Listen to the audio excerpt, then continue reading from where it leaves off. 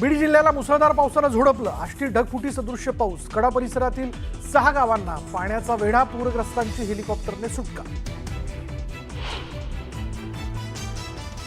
परभणीत पुराच्या पाण्यात तरुणाची जीवघेणी स्टंटबाजी। पुराच्या पाण्यात तरुणाचा पोहण्याचा प्रयत्न। सोशल मीडियावर व्हिडिओ व्हायरल।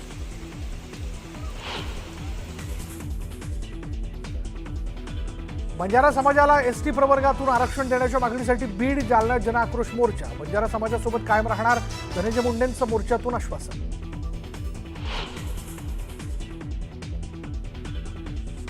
शेतकऱ्यांवर संकट, मार्ग काढण्याची सरकारची जबाबदारी। नेपाळकडे पाहून देवाभाऊ सरकारनं धडा घ्यावा। आक्रोश मोर्चातून शरद पवार कडाडले।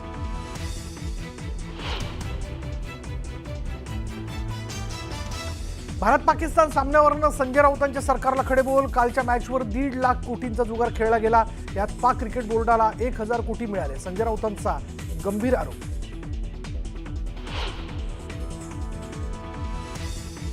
पाकिस्तानबरोबर खेळणं हाच अपराध आणि देशद्रोह। तर पाकला घरात घुसून मारण्याची वेळ आली तेव्हा माघार घेतली। संजय राऊतांचा भाजपवर गंभीर आरोप। पूजा खेडकरच्या आईविरोधात गुन्हा दाखल। वाहन चालकाला घरात डांबून ठेवणं आणि अपघातग्रस्त गाडी पळून लावल्याप्रकरणी कारवाई। पूजा खेडकरच्या आई वडिलांचा शोध सुरू। आचार्य देवव्रत यांनी घेतली महाराष्ट्राच्या राज्यपालपदाची शपथ। देवव्रत यांच्याकडे राज्यपालपदाचा अतिरिक्त कार्यभार। संस्कृतमधून देवव्रत यांनी घेतली शपथ।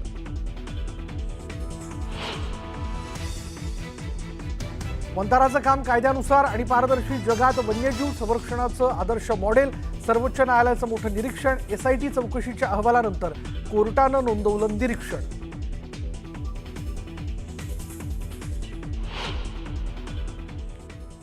एका महत्त्वाच्या ब्रेकिंग न्यूजने आपण सुरुवात करूया। बातमी आहे नाशिकमधनं। भाजपचे माजी नगरसेवक उद्धव निमसेंना अटक करण्यात आली आहे। राहुल धोत्रेच्या हत्याकांड प्रकरणी उद्धव निमसेसह त्यांच्या कार्यकर्त्यांवरती कारवाई करण्यात आलेली आहे। आडगाव पोलीस ठाण्यामध्ये गुन्हा दाखल करण्यात आलेला आहे आणि 22 ऑगस्टला धोत्रेवरती प्राणघातक हल्ला करण्यात आलेला होता। 29 ऑगस्टला उपचारादरम्यान धोत्रेचा मृत्यू झाला आणि जवळपास 20हून अधिक दिवसांपासून निमसे फरार होते। पोलिसांची 4 पथकं त्यांच्या मागावरती होती आणि निमसे स्वतःहून हजर झाल्याची प्राथमिक माहिती मिळते।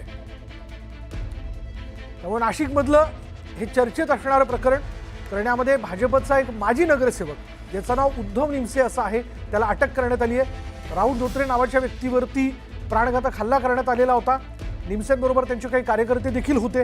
त्यांच्याकडनं हा हल्ला झाला, ज्यात उपचारादरम्यान राहुल धोत्रे नावाच्या या व्यक्तीचा मृत्यू झाला होता आणि त्यानंतर पोलीस उद्धव निमसेंना शोधत होते, त्यांच्या कार्यकर्त्यांना शोधत होते, कारण उद्धव निमसे आणि त्यांचे कार्यकर्ते फरार झालेले होते।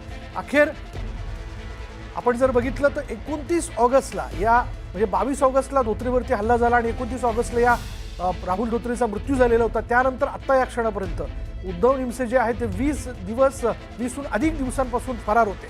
अखेर त्यांनी पोलिसांना ते सरेंडर झालेत अशी प्राथमिक माहिती मिळते आणि त्यांच्या विरोधात पोलीस ठाण्यामध्ये गुन्हा दाखल करण्यात आलेला आहे। अर्थात हा हल्ला का करण्यात आला, कोणत्या वादातनं हा झाला होता, या पाठीमागे नेमकं कारण काय, याचा सगळा तपास जो आहे तो पोलीस करतील। आडगाव पोलीस स्टेशनचा 236/25 जो BNS कलम 103 प्रमाणे जो गुन्हा दाखल होता, त्यातले काही आरोपी आम्ही अटक केले, काही फरार होते। त्यामधले उद्धव उर्फ बाबूराव निमसे हे आज रोजी हजर झाल्याने त्यांना हजर करून अटक करून उद्या मान्य न्यायालयात हजर करत आहोत। पोलिसांच्या त्रासाला कंटाळून हजर झाला असं त्यांच्या वकिलांचं म्हणणं आहे। पोलिसांच्या त्रासाला कंटाळून आम्ही त्रास देण्याचं कामच नाही। जे पाहिजे आरोपी ते आमचं शोधायचं काम आहे, गुन्ह्याचा तपास करायचं काम आहे। वैयक्तिक पोलिसांनी कोणाला त्रास दिलेला नाही, फक्त आरोपी शोधायचं काम आम्ही विचारपूस केलेली आहे त्यांच्या। काही राजकीय पक्ष अधिक माहिती आपण जाणून घेणार आहोत। आमचे प्रतिनिधी लक्ष्मण घाटोळ आता क्षणाला आपल्या बरोबर आहेत। लक्ष्मण, काय अपडेट या प्रकरणाबद्दल?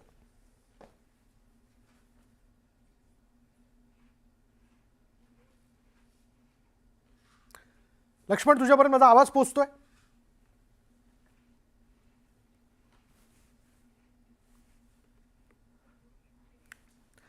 याबद्दलचे अपडेट आपण घेत राहू। काही तांत्रिक कारणामुळे लक्ष्मणपर्यंत आपला आवाज पोहोचत नाही, पण नाशिकमधली घडलेला हा सगळा प्रकार ज्याची फार मोठी चर्चा होती, अखेर भाजपचे माजी नगरसेवक उद्धव निमसे जे आहेत त्यांनी पोलिसांना सरेंडर केलं।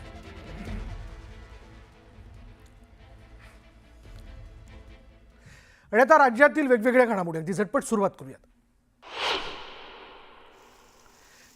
बीडच्या आष्टी तालुक्यातील कडा शहराला पुराने वेढा दिला आहे. पुरामुळे संपूर्ण कडा शहर जलमय झाले, त्यामुळे शेतीचं आणि कडा नगरीचं मोठ्या प्रमाणात नुकसान झालंय. पुराची ही ड्रोन दृश्य न्यूज 18 लोकमतवर आपण बघताय.